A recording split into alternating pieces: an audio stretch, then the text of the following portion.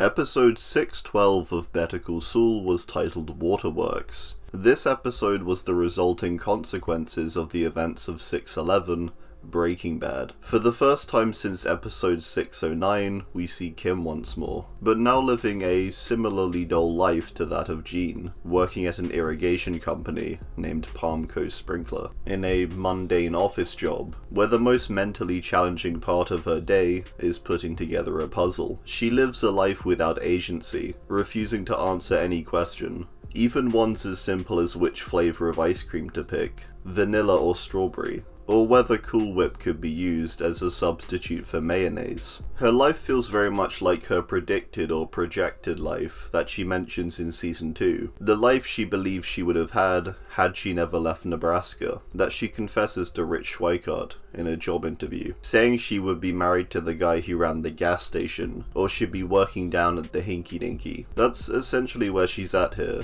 A mundane life filled with idle chatter that she endures almost as penance for the Howard scheme. She's made her life into a perpetual hair shirt, and she's been this way since leaving Albuquerque, a stark contrast to Jimmy, who spent the majority of the past few years behind the Saul persona, and in the public spotlight. She's almost unrecognizable as the Kim we know, with even her voice sounding slightly different. One thing about her new appearance that I thought was interesting was that it resembled the hair she had as a teenager, that we saw in the flashback earlier this season. Not exactly, but I thought that was fairly interesting. In fact, her whole demeanor felt very childlike, I thought. Even the way she's dressed. It's almost like a regression back to innocence, or this more childlike state, where you have far less agency, which is definitely the case in this new life. In her Florida life, everyone around her makes her decisions, drives her conversations. She just follows along as if incapable of being that fully fledged person we know she is. When she speaks and communicates with others, she always seems to hesitate to see how they'll react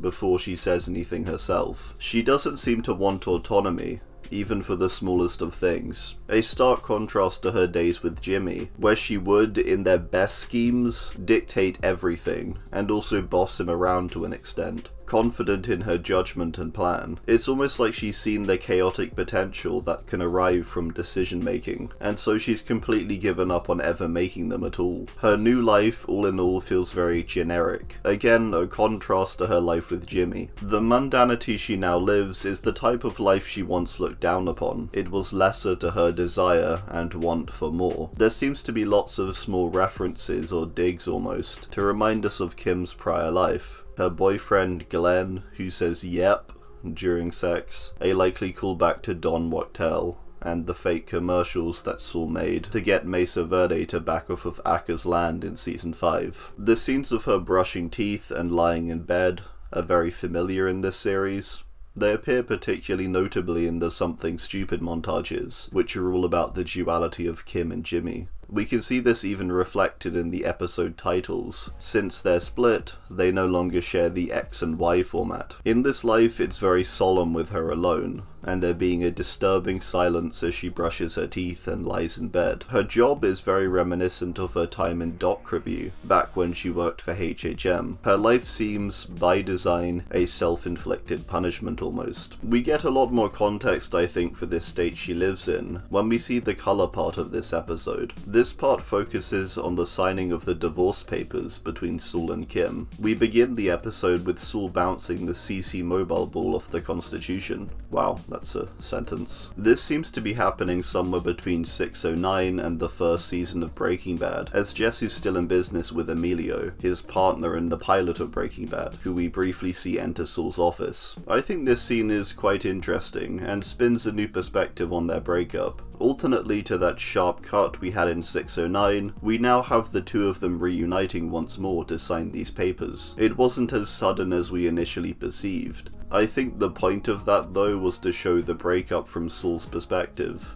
He was happy, he was with Kim, then sudden cut, and he's full Saul, hiding his pain. For Kim, it was more of a dreary, drawn-out situation, where she was on the outside of Saul. Where she had once been on the inside with Saul, she's now blocked out. It feels odd and uncomfortable as a viewer to see them not really on the same page, but she can see right through this facade because, well, in part, she created it. It becomes clear in this scene that this was by no means a clean break for either of them. We saw this bull bouncing from Jimmy being a key thing he did when distracting himself from the death of Chuck, and I think this moment alone in his office, pre-divorce, is the last we see of Jimmy. He uses the mundane and repetitive action of bouncing the ball in order to stop his own thoughts. Block out the noise. He's just been doing this for an hour according to Francesca. It really reinforces this idea that he can't be left with his thoughts, even for a moment. He then knocks down one of the pillars and straightens it out before Kim enters, a sign of him sharpening this character of Saul before he uses him to block a highly emotional situation that is this divorce. In part, it also just goes to show how phony Saul is as a character, with these fake foam pillars tumbling down at the slightest touch. It's this show of fragility and lack of stability, despite the cool and confident exterior that is put on. Jimmy's still down there somewhere, beneath the flashy suits and the gaudy office. Saul speaks to Kim very disrespectfully,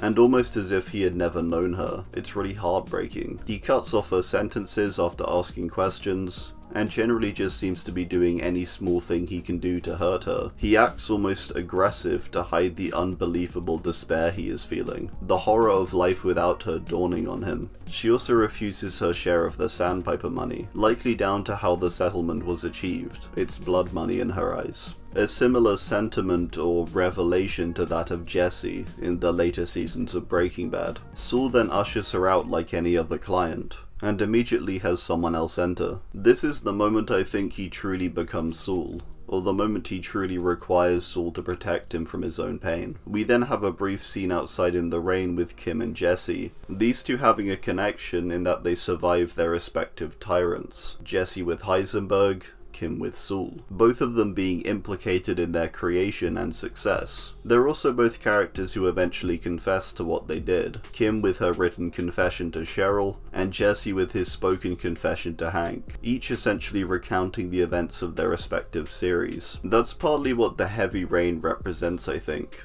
is the tougher choice. Saul remains deeply dug into his office, engulfed in his creation, whilst Kim and Jesse are out facing the elements, Kim directly running into that rain, and Jesse on the edge, but not quite ready, as his story is yet to happen really, at least in universe. I like this idea that Saul, from the perspective of Gene, is the source of colour, and it's this protection from grief and guilt, and so when Kim leaves Saul, she falls into this dark world in Florida, but only when Saul is forced to disappear does Gene also become of that black and white world. The difference being that Kim chose to leave it, Gene was forced from it. This outlining a key difference between Kim and Jimmy, Kim being the level-headed one of the two, logical and practical, where Jimmy is highly emotional, erratic and loud. Kim has chosen to leave chaos before, when she left her mother in Nebraska and went to Albuquerque, getting a job as a lawyer, and for a long time living in the mundanity of climbing a legal firm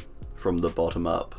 She's used to this to an extent. She can hack it, and it shows. It's something on the flip side that Jimmy has never really had to truly face. We're now seeing how the two of them face their grief. Kim, after speaking to Gene, realizes what must be done, and she does it even though it results in that pain. She steps out into that rain, and she faces it. Comparatively, Gene, by the end of the episode, is forcibly pushed into finally facing his emotions, a parallel to how they each arrived in Florida and Nebraska to begin with. Kim left Albuquerque. Jimmy was forced to leave Albuquerque. Kim chooses to face her emotions. Jimmy is going to be forced to face his. And it's going to inevitably be a whole lot messier. Despite Kim's lack of autonomy in her dark world, she shows she is capable of true autonomy, or autonomy that matters, in facing up to her inner torments. The longer Jimmy holds on, the harder it'll be. Finally, let's discuss the phone call. We find out the reason Gene became so angry,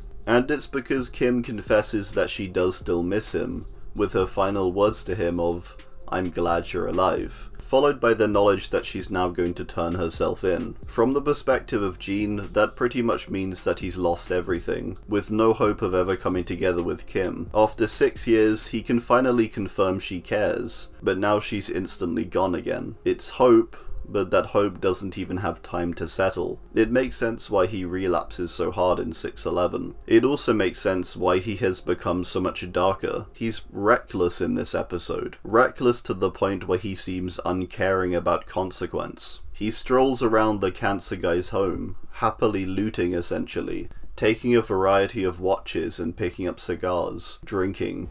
It's almost grotesque. There are then extremely dark moments in this episode, as a consequence of that phone call, when it seems like Gene may murder someone. Sure, he's been implicated in them before, but this is the first time he's ever been this hands-on. And the methods themselves are kind of brutal too. First, he plans to slam the cancer guy over the head with a dog urn, only being stopped by the fact that he passes out before he can reach him. The second time comes at the end of the episode, when Gene finds Marion watching the Saul commercials on her laptop, the last flicker of light emanating from the screen, which is a nice callback to the very first Gene scene of the series, where we see the Better Call Saul commercials as the only remaining colour in Gene's life. He pulls out the phone cord and wraps it around his hands, seemingly ready to garrote her.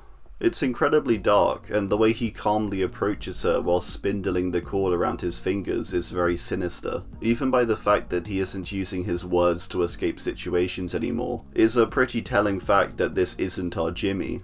He's just straight up resorting to physical threat and possible murder. This isn't our guy with the mouth. Jimmy has always had a soft spot for elders, and has, by and large, had a good relationship with them. They've always been important to his legal career, because they represented that side of him that was capable of being legitimate. The side of him that uncovered the wrongdoing at Sandpiper, and caringly wrote wills. That's why there's hesitation before this act. The other reason why was that I always thought that Marion looked very similar to that of Jimmy and Chuck's mother, that we see very briefly in 210. Might be coincidental, but I feel there's potentially something there. Marion's final words of "I trusted you" to him also seem to stop him briefly, giving him a moment of realization of what he's really doing here. Marion then alerts the police by pressing her life alert, telling the person on the other end that Saul Goodman is standing in her kitchen. He hesitates briefly, then bolts out of the door, a scene very reminiscent of Walter's final scene with his family in Ozymandias. A gut-wrenching real look at who our protagonist is, before they bolt out the door and try to flee. The difference being that this time round, it's Gene's second time round. Really, it's his fourth or fifth, if we're counting all his different personas. Slippin' Jimmy, Victor, Gene, and now whatever's next. Jimmy has always survived by wiping the slate clean and starting over, each time whittling himself down and eroding his humanity. Much like 613's title suggests, it's Saul gone. This is shown through simple means in this episode, such as Mike's job now being automated at the parking lot. On a larger scale, the fact that everyone is dead and gone. We get these empty, sweeping scenes of the courthouse, where there was once so much life for the series. Albuquerque as a place feels flat and uninteresting. The fun is over, it's all gone. The episode even acknowledges this a few times. Gene says they're all dead when referring to the people involved in Breaking Bad, and Kim's confession appears to somewhat come as a result of all participating parties no longer being around. For Gene, his last tie was Kim, and now she too has solidified her distance from him. So what is Gene at this point? He seems to simply be a devolved version of Saul, a joyless, colourless husk that barely resembles the Jimmy we once knew. A cockroach, forever on the run, surviving, but barely living a life at all.